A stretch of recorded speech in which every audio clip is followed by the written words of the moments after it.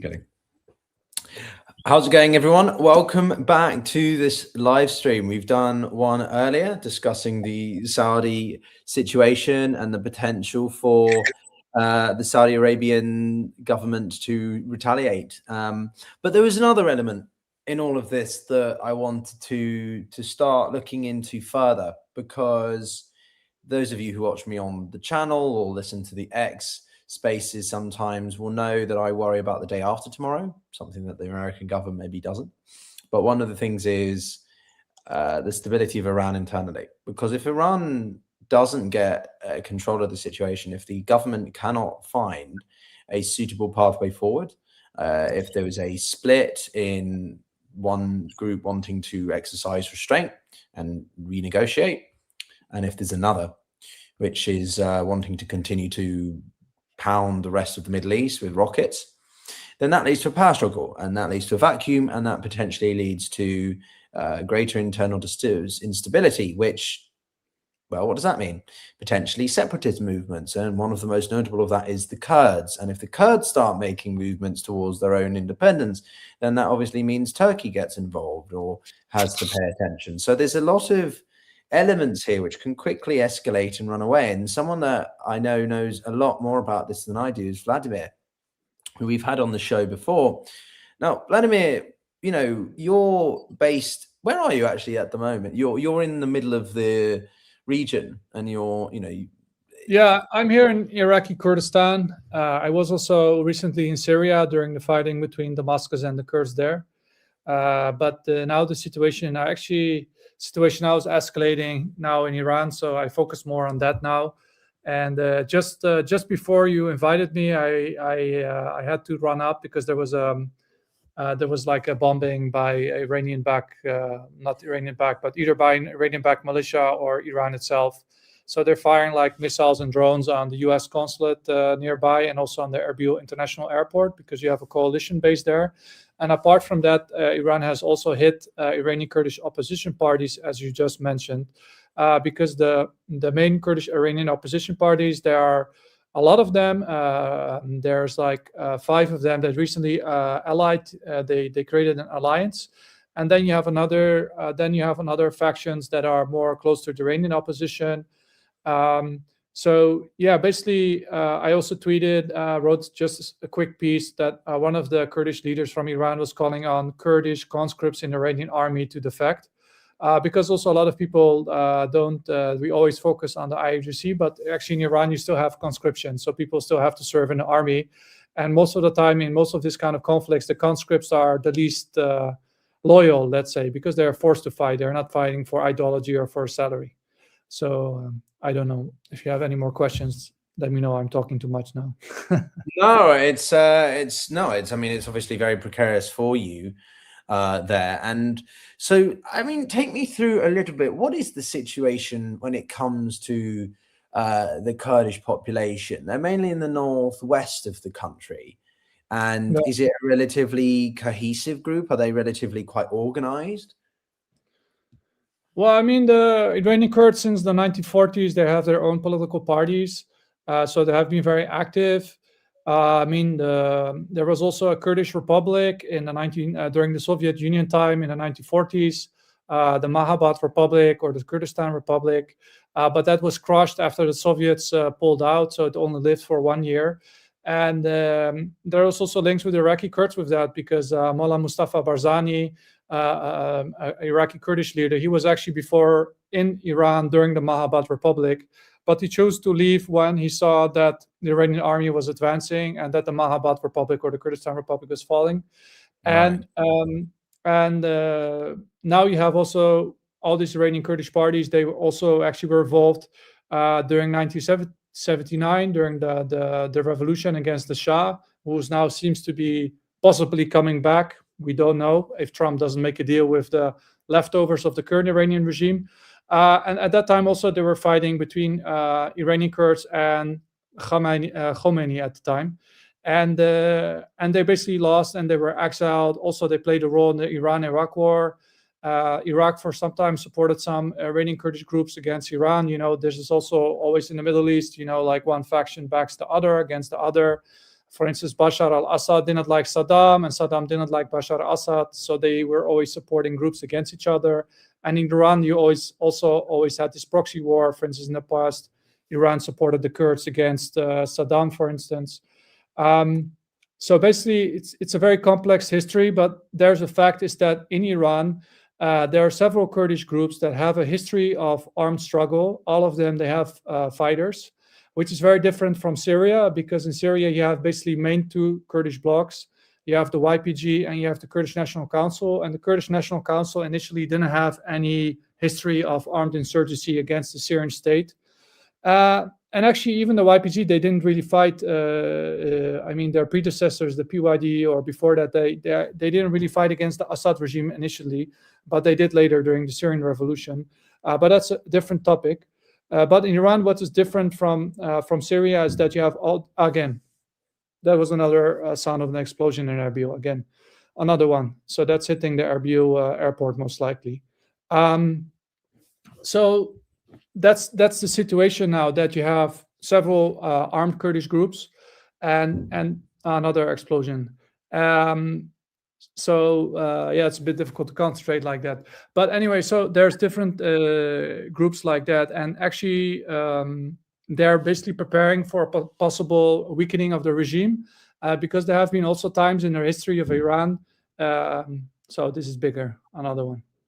Well, yeah, if we have to start the interview early, we can continue. I mean, it's not affecting me. No, but I mean, if it, I'm pretty sure that there's plenty. I've been watching some conversations earlier today, and someone had to, end early because they're at risk. Yeah, this was a very big strike. So the thing is that because Erbil has this very large coalition presidents, and it's actually the only base which is very close to the Iranian border. So that's why we see a lot of strikes actually on this base since the US started to do this operations in Iran together with Israel. And actually, I was actually thinking just before this new attack started again, I was actually thinking, oh, maybe now it's going to decrease, because I also heard from some friends in Gulf countries that the number of attacks were slowly decreasing. But now I just heard like 4 or 5 explosions in a row. So that means that still it's going on. And also what's also interesting in Iraq, because I also want to talk about Iraq, you have like in Iraq, like several Iranian-backed armed groups that also called in Arabic Hashishabi, or the Popular Mobilization Units, that fought against ISIS in 2014. And those Shia armed groups, they have also been carrying out attacks on US troops with drone attacks, missile strikes, but also they have been targeting the Iraqi Kurds here. They have been targeting the energy infrastructure. So what we also saw in Iraqi Kurdistan, there are several oil companies here that are active. 5 oil companies, actually, they halted their operations because they're afraid they're going to be probably targeted. Although they didn't say that was the reason, they just mentioned the regional tensions in the region. And apart from that, also there have been attacks on Iranian Kurdish opposition group. I spoke to 2 of them. Both of them were targeted, but nobody got killed and injured. And actually, what is also interesting, that they said for the first time the US basically stopped missiles from hitting the Iranian Kurdish groups. Although I don't think that's US protecting those Kurdish opposition groups. I think it's more related to the fact that probably the protection zone around the Erbil airport has extended after the opening of the US consulate. So basically, anything now that Iran fires to Erbil, it's also seen as an attack on the US. So the US will do much more than in the past. Because, I remember still there was also an Iraqi Kurdish businessman who was killed by an Iranian ballistic missile strike. And he was a civilian, and Iran was claiming that he was a Mossad agent. And there was like this, some weird, a weird person. There was like an Israeli figure, and they said, oh, he had like meetings with this Israeli figure, and he was Mossad. And then it turned out that the Iranian state media basically fabricated those pictures with some badly photoshopped images, putting this Kurdish businessman together with this Israeli figure. And he was killed, and also some of his children were killed. There was also a Christian businessman was killed, and some of them, they had different nationalities, including Dutch. I'm Dutch, by the way. So it also created a little bit of diplomatic incident between the Netherlands and Iran at the time. So Iraqi Kurdistan in general, even before this current war, there have been several of this like drone strikes, missile strikes, ballistic missiles, and it's all started actually in 2018 when Iran hit like the Iranian Kurds with a ballistic missile barrage. And actually at that day, I was actually planning to interview the Iranian Kurdish opposition group in that base that was targeted by the missile strike, but the person basically canceled the interview. So the next day I visited him actually, and I said, "Oh yeah, the interview was canceled." So I was basically lucky because there were several people killed in that ballistic missile strike. And at the time, I wrote for also a news publication that this ballistic missile strike at the time, 2018, was actually a message to Saudi Arabia, Israel, and the United States. And guess what? Iran today is hitting Israel and Saudi Arabia and U.S. bases in the region. So Iran was planning for this with this ballistic missile strike capability. But the first time I think they have used it outside of their borders is in 2018 in Iraqi Kurdistan. And that was a precursor what all this fight is now about between Iran, Israel, and Iran. It's this ballistic missile program and the nuclear program, because it's not only about the nuclear program anymore for Israel, because this ballistic, we saw also the discussions if these missiles could reach the United States. I mean, that's very difficult, but they can reach the Gulf countries in the region.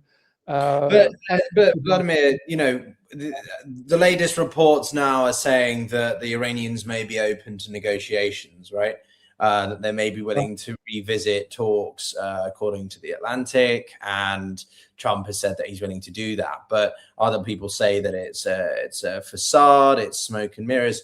Do you think that that's the case, that they actually do want to do that because they've because of the incredible impact the Americans have had, the Israelis have had?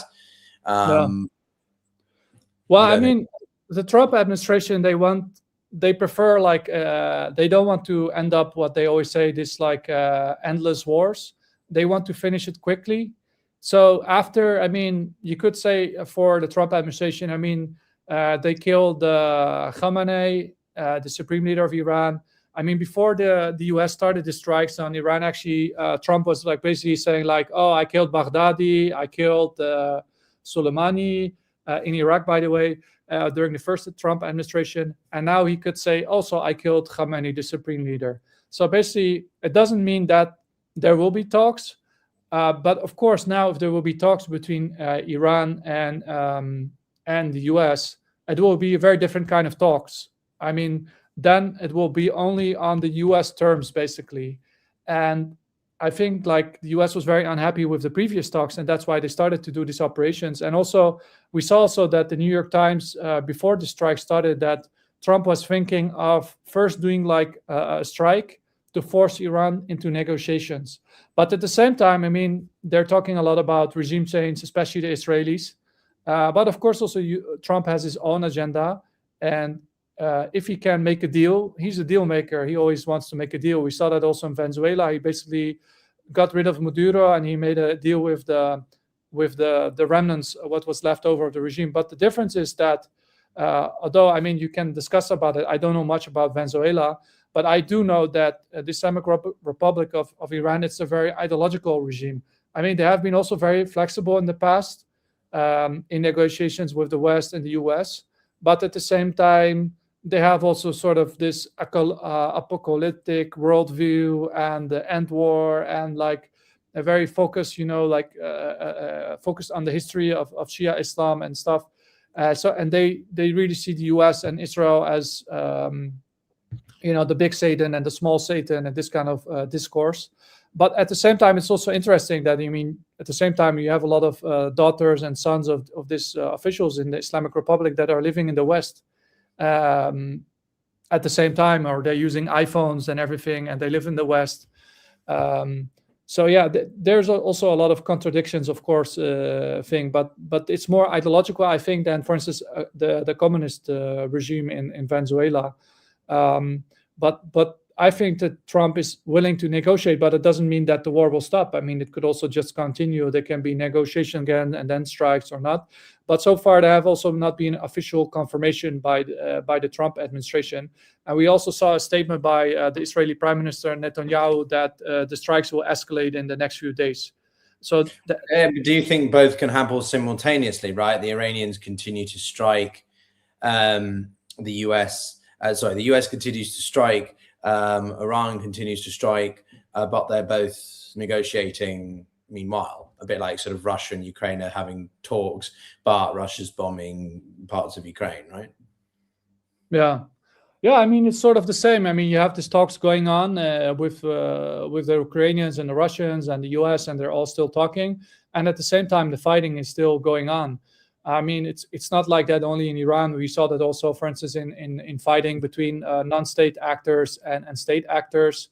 I mean, even in Syria, for instance, during the civil war in Syria, there were, for instance, attempts by Russians and Americans, and you had the Geneva talks about bringing the Syrian opposition and the Assad regime together. And at the same time, there was still basically fighting going on. So it's possible also that it goes together. It doesn't mean that you have peaceful talk that there will also be an ongoing, that there will be no conflict. I mean, it doesn't necessarily go in hand in hand, although some people think it's like immediately there should be like a huge ceasefire and everything.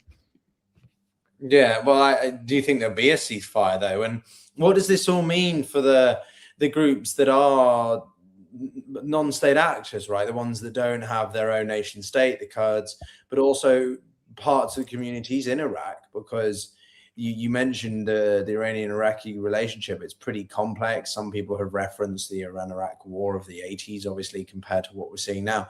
How do you think all that plays into it? Well, I mean, there's a lot of history also. I mean, in general, also, I think, I'm not sure if this is an answer to your question, but also in general, like the Iranian Kurdish opposition parties don't have a good relationship with the monarchists, because it was the monarchists, for instance, that hanged Qazi Mohammed, the leader of the Mahabad Republic in the 1940s. And I mean, the Shah, they fought the Kurds. I myself, I have a very interesting book actually by the former chief of staff of the Iranian army about the Kurds, where he basically said, oh, I really fought in my life many years against the Kurds, but I still wanted to write a book about the Kurds. So I also have this interesting book from the former Iranian chief of staff, who was from the Shah time. So there's also this sort of bad history between Iranian Kurdish opposition parties and the Shah. And also the Shah, they have been always calling. I also want to say something like there's always this rhetoric that the Iranian Kurds want to separate from Iran. There was one Kurdish party that actually said they wanted to have Kurdish independence. But after there was this agreement between these 5 Kurdish parties, all of them said we want to have a sort of self-administration or autonomy in Iran, and we're not looking for separating from Iran. So I think this is also a way to get more acceptable, basically, in the international level, because no one is going to support these Iranian Kurdish groups if they're going to say, oh, we're going to separate from Iran. Because then you have always the term, like we saw that in Iraq and Syria by, for instance, the US to say, okay, we're supporting the territorial integrity of Syria, of Iraq, etc. And with Iran, it will be the same. I also saw that there was a very very harsh statement by Pahlavi, where he basically said that these groups should not think about separatism, and the Iranian army should act and fight it. Although there's no Iranian army under Pahlavi's hands, in his hands. So I think that's like a situation. There's also a lot of history here that people seems to forget. So where does that leave then the Turkish, right? Turkey is a fascinating player in all of this. They've got quite a unique presence in the Middle East. They're a NATO member, second largest standing army. Their relationship with Israel is non-existent over Palestine. So where do you see them coming into this? Is it purely about whether the Kurds would make moves, or it's more also about sort of what happens between the 3 main parties? Yeah, I mean, it's also that the Iranian Kurdish parties they have also different strategies concerning the Iranian opposition, but it remains to be seen also what happens with Iran, because as you said, like Trump is still offering negotiations, so they could also accept maybe a new Iranian regime just with different faces and a different policy towards Israel and the US. So it still remains to be seen if there really be a regime change. And I think also the Iranian Kurdish parties until now, they're actually preparing for a potential collapse of the Islamic Republic of Iran, and they're preparing to move into the mountainous borderless areas of Iranian Kurdistan. But so far they haven't done so because they're still waiting if it's really going to collapse or not. Because it also, if they move too fast, then the Iranian Islamic Republic will use it against. They say, oh yeah, you see, like they try to divide Iran, and then they can mobilize nationalists in Iran that are against that. Because you have this Iranian majority that's opposed to any form of autonomy or anything. So that's why these Iranian Kurdish groups are basically waiting for the situation to develop. If there's going to be, for instance, fighting between supporters of the monarchists with the supporters of the Islamic Republic. But until now, it's mostly US and Israeli strikes. I mean, there have been these calls also by Trump. He was calling, Trump before was calling up people to stay home and to stay safe. And then later, Netanyahu, in a later video, I think it was yesterday, was calling on people basically to take the streets. So that's also a situation that until now, before the US strikes on Iran, there were these protests in Iranian universities. We saw also videos after the death of Khamenei of people celebrating. Of course, we should also be realistic. There were also large sort of this funeral condolence marches sympathizing with Khamenei in Iraq, in Pakistan, and also inside Iran, especially in more religious cities. So yeah, there's also, but also, of course, there's also a fact that if you're gonna go and celebrate in the streets and you're gonna celebrate the death of Khamenei, and there's like an IRGC person in front of you with an armed gun, it's not that the Iranians have so much freedom to do that so easily. I mean, it's full these militarized streets, and they will be shot if they will do something like that. So it's not it's not like a football match that you can freely shout for one of the competing teams, you know. So I mean, that's like sometimes people also forget. Yeah, but those videos are fake. I mean, some of those videos are coming out. Also, there's not a lot of internet connections in Iran. Actually, you can get internet on the border. So sometimes it also happens is that more videos coming out from the border areas because they can connect to mobile internet. Right, so they go out to the border areas. Oh, interesting. Yeah. So, yeah, no, it's such a complex picture with the non-state actors as well. Some people worry that Iran could become like a Syria, in that you've got all these competing interests, some people working together, but also against one another, like a web. There's plenty of images of, like, you know, Russia being against the United States over the leadership of Syria, but then being with the US because of against ISIS. So, you know, what do you think are the short to medium outcomes from this? You know, is Iran going to be able to hold on, or are they just going to continue blanketing the rest of the Middle East? And if they're going to continue to strike, you know, even Iraq, right, what does that do for the limited relationships that they do still hold? Like Qatar was a country that had decent relations with Iran. They were one of the main mediators on behalf of Hamas and Palestine, right? But even they've been hit by the Islamic Republic. Who's had been hit by the Islamic Republic? Oh, you mean the Gulf states? Well, Qatar specifically, right? Yeah, I mean, I actually found it also interesting because Qatar, they had like a quite strong relationship with Iran, and also Oman, and today also Oman was hit. So it actually, I mean, I remember with when the US for the first time hit Iran during when they hit the nuclear program. At that time, there was sort of this symbolic strike of Iran on an empty base. But now it's very different. I mean, they're basically hitting everywhere. And I mean, I also had some people, I can't remember who, there were some analysts were claiming that Iran basically told these Gulf states if this would happen, they will be targeted if they will not stop, if they will not lobby against this plan by Trump to attack those Gulf countries, then Iran would hit them. I'm not sure if that's true because I haven't seen any Iranian officials confirming that on the record.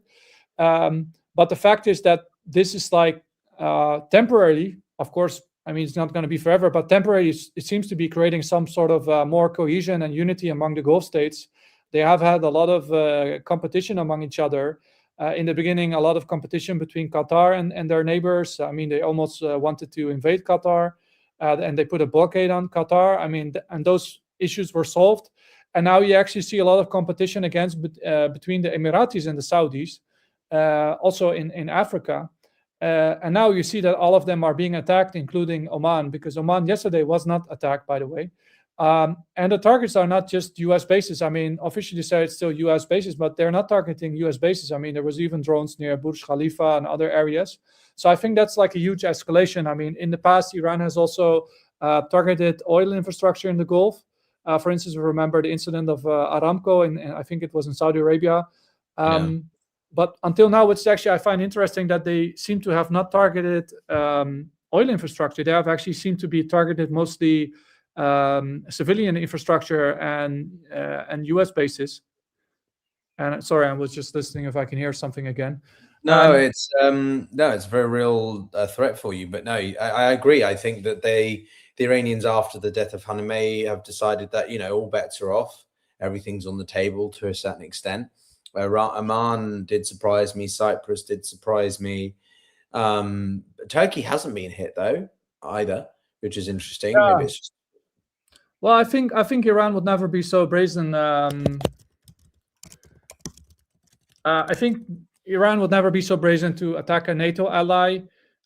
Turkish army is very big, very advanced. I mean, Turkish army has a lot of experience in Syria, in Iran. There have been also in the past. I mean, in Syria there was some strikes by Turkey on Iranian-backed groups that they have basically vanquished. Right. So I mean, that's the situation. I really doubt that they're gonna do something. Because Turkey also, because as I said, it like has a very big army, one of the biggest armies of NATO, is probably the largest army of NATO, and I don't think Turkey's going to sit down if Iran do something like that. And also, you should also realize that there are relations between Erdogan and the Islamic Republic. Turkey was lobbying very hard also for these attacks not to happen, because Turkey was basically afraid of Israeli influence in the region improving. Because we saw, for instance, in this Washington Post op-ed of Reza Pahlavi, that he said if he takes power, he's going to make relations with Israel and going to restore balance and make go back to the Abraham Accords. And remember also the Shah in the past, he also had some relations with Israel. I remember very clearly from reading books, basically, that in the past, for instance, Israel and the Shah were supporting the Iraqi Kurds against the Iraqi regime in the past. I think it was in the history, basically dozens of years ago. So I think that's I think like there's still a relationship with Turkey, and Turkey is also very afraid about the refugee flows. I mean, during the January protests and also the 12-day war, there have been Iranians going to Turkey, and I think also one of the reasons that Turkey they see as a transit country to Europe, because the Syrians, they also used to do that. They will go from Syria to Turkey, and then from there they will try to go to Europe. Although I think now the route of Turkey, it's very difficult to cross from there into Europe.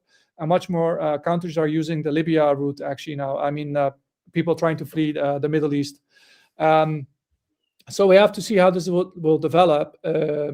Also, there were some Iranian refugees during January that went actually to Armenia. And also, I think almost nobody talks about Azerbaijan. So if I were you, I would ask someone from Azerbaijan on their perspective, because also it's interesting that Azerbaijan and Turkey, they have different relationships. Azerbaijan was very heavily supported by Israel in their fight against Armenia some time ago when there was this fight about Nagorno-Karabakh.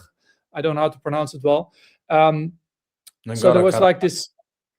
Yeah, so at that time there was also Israeli drones supporting. They were like used by the Azerbaijani army against Armenia. But Turkey, especially after the Gaza war, they have a much more hostile relationship with Israel. But I think Azerbaijan still has a very good relationship with Israel. So it's also interesting that almost nobody talks about Azerbaijan. And also what's interesting, there have been no strikes on Azerbaijan by Iran. Of course, there's no U.S. base in Azerbaijan that they can use as a reason. But I mean, also there's not like an Israeli military base or something. But I mean, Iran really didn't do anything in Azerbaijan, and actually, of course, the Azeri army is also not. I mean, they have a capable army also, and they have been supported by the Turkish army and by the Israeli army. But so far, almost nobody's talking about what Azerbaijan's policy is on the current changes in Iran.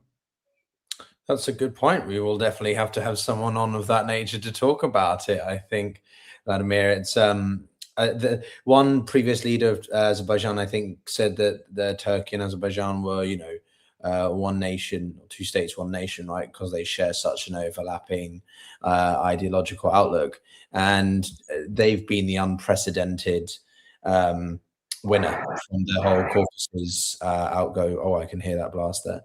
So yeah, no, they're definitely worth. There's a huge population of Azerbaijani Iranians in the northwest as well. Yeah, absolutely.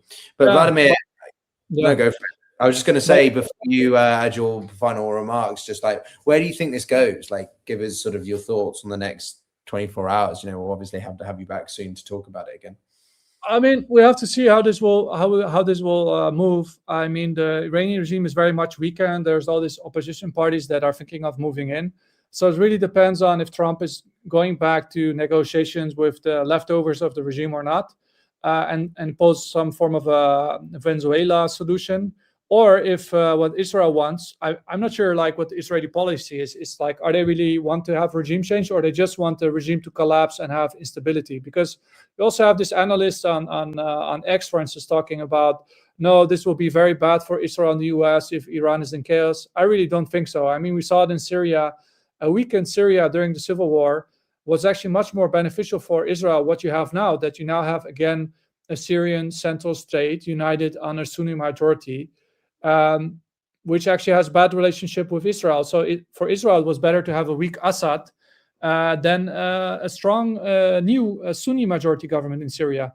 And Iran is, of course, very different, because I think if the opposition takes over in Iran, then they will probably make relations with Israel, because Pahlavi is very pro-Israeli. So I think that's the biggest difference, considering with Syria, because the new government in Syria is clearly not pro-Israeli. I mean, they are an Islamist government, and they have many elements that with jihadist past, and they're still shouting like slogans in favor of the Palestinians in the streets of Damascus, the Syrian new army.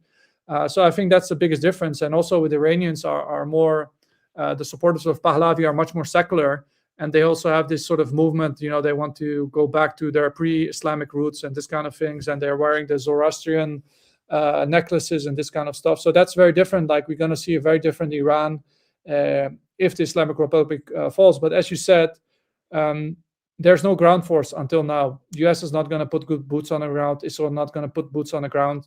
So if the Iranian opposition, if the Iranian protesters don't take the streets, that could also happen during negotiations. If, for instance, Trump start talking with Iran, and there will be a temporary stop of fighter jets, that then suddenly have a protest movement in the streets or something.